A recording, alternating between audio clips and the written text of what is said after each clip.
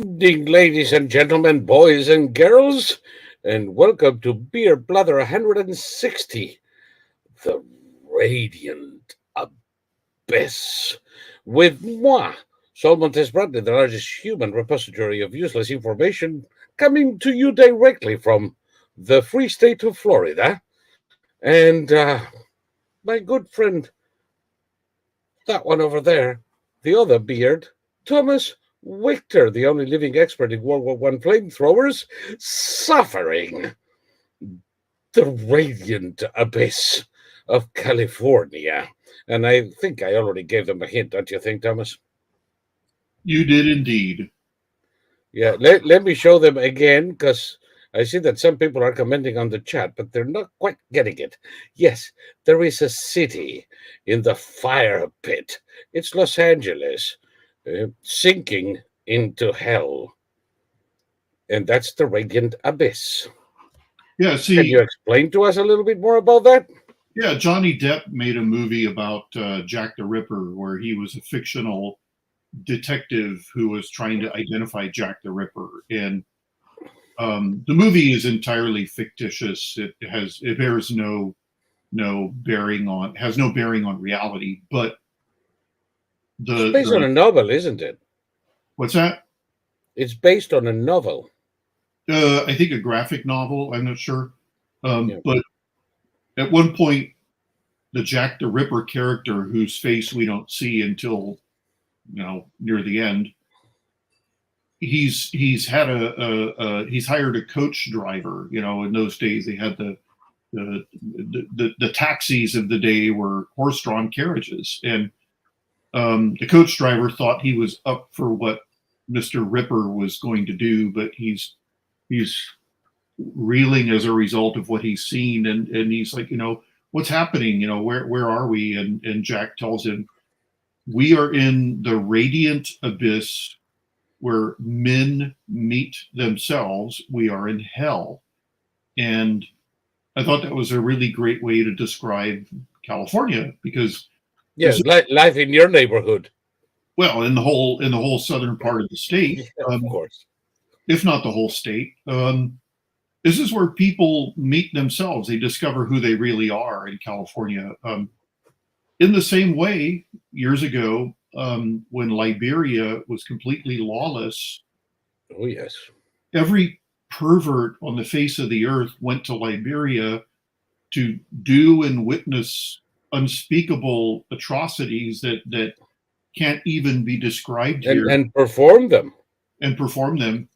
Can't even be described here because they'll give people nightmares. And one of the Vice News or somebody did an article. Liberia has supposedly cleaned up its act, but it was a years-long civil war, and at one point there was a cannibalistic army that fought naked, and it was led by a guy named General Buck Naked, or maybe it was Butt Naked, which is a corruption of Buck Naked. Yeah, it was General Butt Naked, and they fought naked.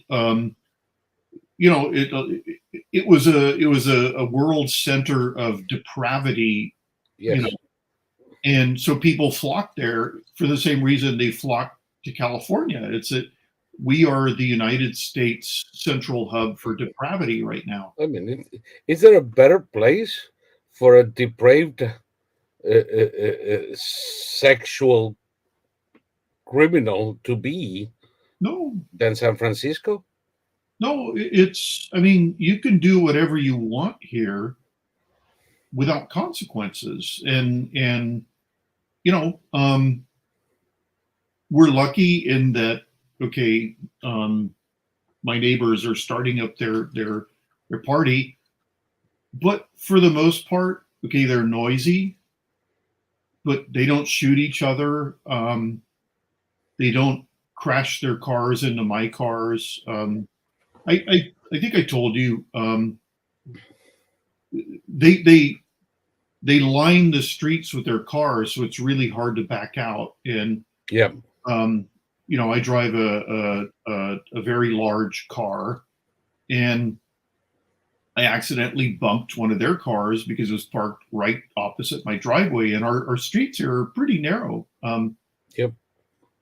So I went over and I told them, and I said, I'll pay for it to be repaired. It was a minor dent, but nobody wants a dented door.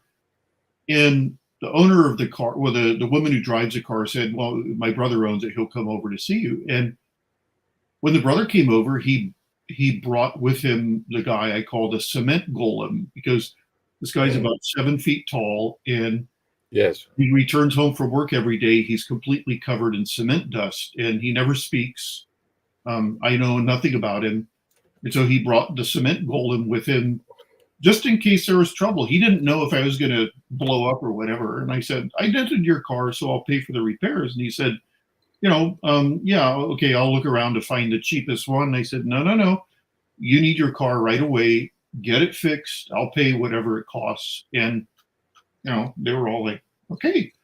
And he sent the woman who drives the car, his sister. She came over with the bill. It was all itemized. It was all totally on the up and up. She accepted a check, and then at the end of it, she was admiring my collection of metates, which is actually my mother's collection of metates. Yes. An old corn grinding stone carved thing, and my mother collected them. So I offered her a metate, and I took it over next door, and all of that. It created a reservoir of goodwill. It didn't stop them from having parties. No. You still have the roosters, the mariachis, and the fireworks. Well, but we've never had a real conflict. The guy who bought the second house is already having a conflict with the neighbor. The second house was built in 1913, whatever it was, and they built it right on the property line, because in those days everyone was friends. So in order to get anything done on that side of the house, you have to go into the neighbor's yard, and he always says no. And it's like, then how am I going to paint my side of the, it's insane. But this is the only power he has in life is, so every time we had to go into the yard to do something on our own house, we had to get a lawyer to write him a threatening letter. And my parents were going to buy a 3-foot width of land from him so that Right. he didn't have to do anything. But then they died, and so now the guy who moved in is planning on making him an offer. So actually, I was wrong. This guy isn't moving in; he just bought it. So he's going to rent it. Good luck to him. I wouldn't rent to anyone in California, but Yep. There may be there long after you are dead, without paying. That is. Yeah. No, he bought the house up front, and he gave it central air. He did all this stuff. He's a contractor, so he put a toilet upstairs. It was the only toilet was in the front part of the house, and then in the very back. So he put a toilet upstairs in what was once a closet. So it's like an airliner bathroom. It's Well, but that's the way it always used to be. That's why we call them water closets. Or outhouses, like the average outhouse. Yeah. No, the outhouses were out there. But when they brought the toilet inside the house, the favorite place was inside a closet. Yeah. I remember a hotel, a nice hotel. I would go back today. It still exists. Hotel de Lise in Rue Serpent. It was the house of the Marquis de Lise in the 15th century. It turned into a hotel. Now, of course, like most hotels in France in the 70s, there were no bathrooms. There was like one bathroom in the top of the building, and people had to stand in line with the toothbrush, waiting for their chance to get into the loo. And I had the one camera with private bathroom, which meant a toilet in the closet, a bidet under the bed, and a shower in the middle of the room. Yeah. because they would put it whenever there was a corner that could be used for the purpose. And I lived in an apartment in New York on Thompson Street. That was the same thing. The shower was on top of the kitchen sink. Yeah. Let's see. There's an oil field in Pedernales, Venezuela. We lived in an oil camp in the city of Tijuana, and my father would have to go to Pedernales, and he would have to take an airplane and land on a tiny, just a landing strip. It was a Cessna with a belly hold for the baggage, and then he would have to take a motorboat down to Pedernales. But there was a hotel near the landing strip, and your room was bare concrete, and the shower head was right there in the room with you. And every day after the guests checked out, they would cover the floor in diesel oil to keep down the pests. So Right. every room had a pair of boots you wore. You didn't wear them to bed, but you wore them while you were walking around. Well, you walked around, yes. And How about those houses with the toilet and the shower on the outside of the house? just outside. On the outside, an outside wall, like you have like the garden faucet. Oh yes, Well, right above it, the shower. the shower. If you wanted to take a shower, you had to go outside. In winter, you froze your balls off.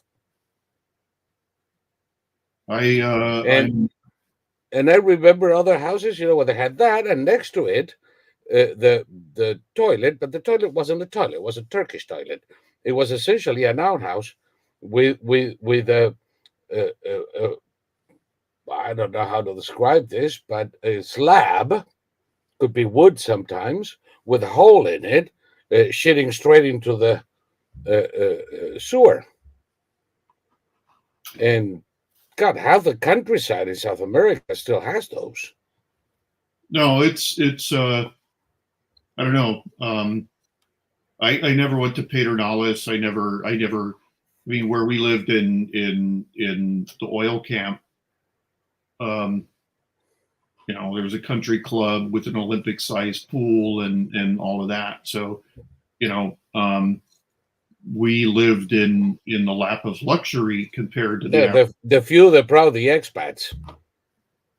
Yeah, the only thing looking back, there were pumping units all over the property, and I haven't seen a pumping unit in years, but the it looks like a stork or something going, like a drinking bird going like this, and there was like this open space where this thing was mounted. It was always full of pure oil, and various animals would fall in and die. They would thrash around and die in the oil. And I imagine the distinct smell Yeah, the whole was camp everywhere. respect smelled just like oil, like petroleum products. And there were to my knowledge, no kid ever fell in. Back in those days, they told you don't fall in the oil because you'll die. It's like, all right. And then the parents went home to smoke and drink, and the kids were out playing with all these death traps, these open death traps everywhere. Yep. So, I don't know. It was a different era. Yeah. Emery said in the chat that haciendas in Puebla in the late 80s had an outdoor shower like the one at the beach to get salt water off the swimmers, only it was for regular showering. That's what I'm talking about. You have no idea how many structures in the countryside throughout South America are still designed like this because, hey, it saves a shitload of money. Well, talking about oil, I just learned a statistic yesterday or today. Speaking of California being in the radiant abyss. Oh yes, California has as many has oil deposits that meet or exceed those of Texas, but California uses 75% of the country's imported oil. It comes to Yes. California. So that is the mindset of these people, that we shut down any kind of oil drilling. My maternal grandfather um, owned tons of property that he leased to oil companies. So they drilled, and he got a percentage of, whatever they sucked out of the ground. And today, California is an oil importer to the point where we're consuming 75% of all the oil imported into the United States. That Mm. California were not here, our oil imports would fall by 75%. Dramatically. And by the way, I remember living in California, the oil wells everywhere. Yeah, yeah. Not no Everywhere. more. From the central patio at Beverly Hills High. Yeah. There was one of those winky winky. And wherever you went, wherever neighborhood you went in, there were these working, and by the way, old freaking wells that were grandfathered in, and that I presume many of them are still operational. Actually, they're And shutting them down. They're shutting them they're down. shutting, yeah, figures. Schools, For for in the for school, they don't want this filthy oil anywhere near their site. geez, for 4 generations they had the oil well in the middle of Beverly Hills High. In Yeah, the 90s, they built this vitrol-like structure around it to hide it, yeah. and unless you knew what it was, you didn't know there was an oil well there. But the point is that and of course in many places in California, oil just oozes out of the ground, Oh yeah. Like La Brea tar pits, like La Brea tar pits into in downtown Los Angeles, and how come?